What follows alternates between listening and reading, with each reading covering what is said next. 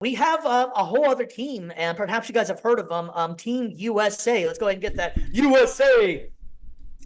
So then we got that going for us right now too, and they just started back up their scrimmage games, and with the they started against Canada, and they had a pretty good showing out there. But let's go ahead and take a look at what this year's team, because there was some controversy with this year's team. So at the guards, we have Steph Curry, Anthony Edwards, Devin Booker, Drew Holiday, Tyrese Halliburton, and replacing Kawhi Leonard is Derek White. That's our guard play. For the forwards, we got LeBron James, Kevin Durant, Jason Tatum. And at the center, we have Joel Embiid, Anthony Davis, and Bam Adebayo. They had their first scrimmage game, like I was saying a couple of minutes ago, and Team USA did what they did. They looked pretty good. They started off a little slow, end up getting a win 86-72. The biggest storyline, though, has to go back to that Derek White over Jaylen Brown snub. So the controversy's been, I'm using air quotes, that the coaches chose him because according to Jaylen Brown, he thinks it has something to do with Nike not wanting him on the team. There's a lot to unpack there. So George, I'm going to go ahead and jump it to you. What's your thoughts on Jaylen Brown not getting the pick and Derek White getting the pick? I wouldn't be surprised if Nike has something to do with it. I mean, you know what it is with these big time corporations in America. Like, even when it comes to politics, a lot of these companies they're big time lobbyists for these politicians, and I'm pretty sure it's the same thing in every single business. It could be sports, it could be entertainment, it could be car insurance, it could be selling cars, it could be anything down to just janitors being hired. It's always about politics at the end of the day, and I wouldn't be surprised if Nike really left out Jaylen Brown because of his right to say whatever he wants. But in this day and age, I feel like that right has been taken away from us. But that's a whole different conversation. I wouldn't be surprised if Nike has something to do with it. Now, when it comes to comparing Jaylen Brown to Derek White for this year's Olympic squad going to Paris in a couple of weeks, I really feel that Derek White is the better choice anyways, right? Because I feel like Kawhi Leonard got chosen not because of his offensive capabilities, in which he is offensively capable. It was more for his defensive capabilities, right? Just like Drew Holiday. Drew Holiday's not that good of an offensive player. No, don't get me wrong. I'm not saying he's trash, because he's not. But he's more known for his defense. And I'm pretty sure that's why he was chosen for this team, and most likely gonna start for this team over probably Jason Tatum, right? Jaylen Brown is just another Jason Tatum with a little more finesse, I would say. His defensive capabilities are good, but they're not great. Derek White is great at defense. He was an all defensive player this year. He probably would have been last year too if you got a little more playing time. In my opinion, Derek White fits this team better defensively on what they need, because they already have offensive studs.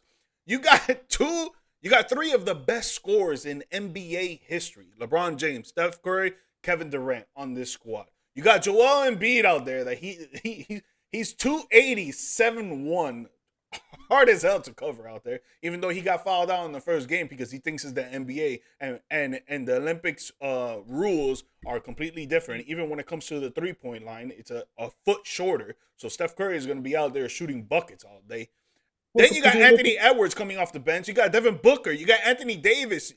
Dude, they got a squad. And then they got defensive anchors: Bam Adebayo, Derek White, Tyrese Halliburton, which had 5 steals in the first game against Canada. And Canada's supposed to be one of the top teams we're going to face in the Olympics this year. Dude, in all, Derek White is the better selection over Jaylen Brown when it comes to defense. And they need him for more defensive capabilities.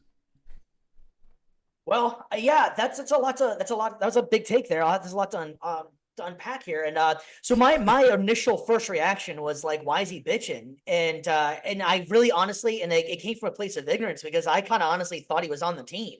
It was kind of like, I guess, stupidity, if you will. I really thought he was already on there, so I'm like, why is this guy so mad? And then I really looked, I'm like, wow, they just chose Derek White over Jaylen Brown. Mm-hmm. And honestly, I mean, let's not forget here, Jaylen Brown just was the Eastern Conference MVP. He was the NBA Finals MVP. He's on the All NBA team. He's one of the highest paid players in the league. And let's face it, he basically is Kawhi Leonard with better offense.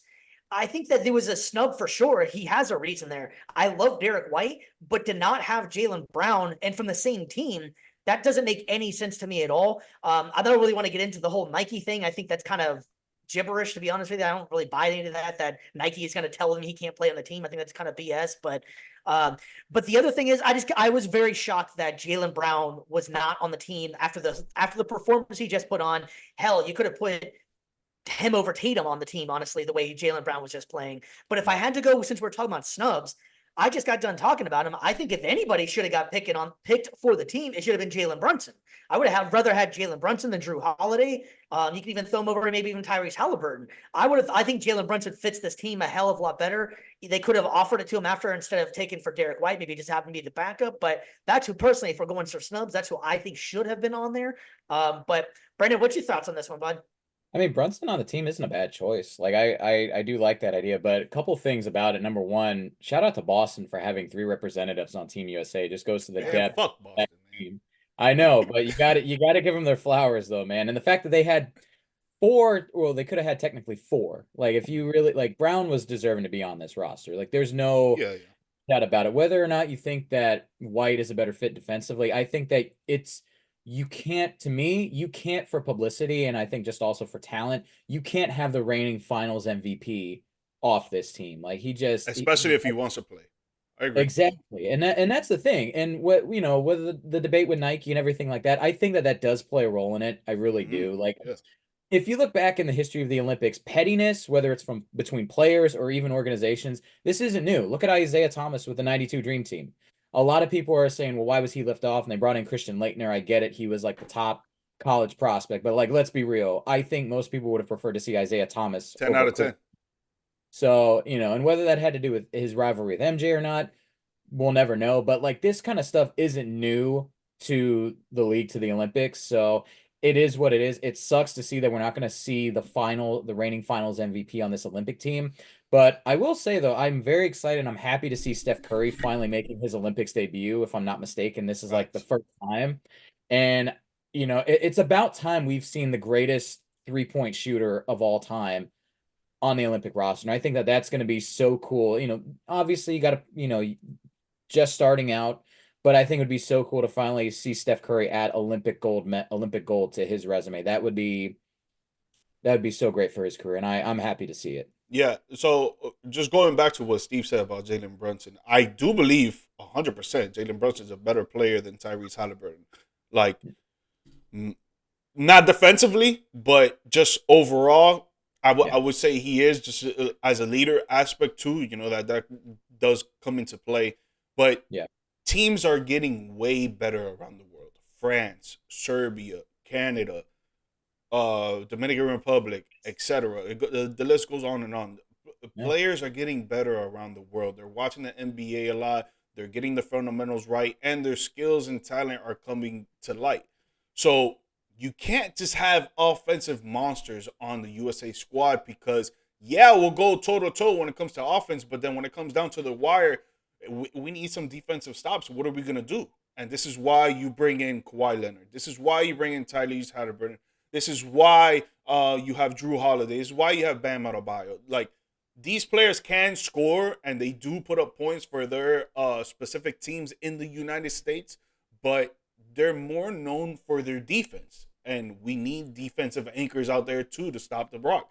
Tyrese Halliburton, again, I alluded to, five steals against Canada, bro. And Canada's supposed to be one of the top teams we're going to play. So you replace Derek White with Kawhi Leonard. Yes, I agree. Jaylen Brown should be there. Finals MVP. He wants to play on the team. There's things behind it that we can't know for sure on what's really going on. But Nike does control the aspects of this team. They're the lobbyists for the team. They're giving them the money to go out there and play and stuff like that. You bring in Derek White to replace Kawhi Leonard. It's because of defensive capabilities, man. It can't be for anything else because Jaylen Brown, a better offensive scorer, 100%. And again, alluding to the lobbyist thing, it has to do with that as well, in my opinion.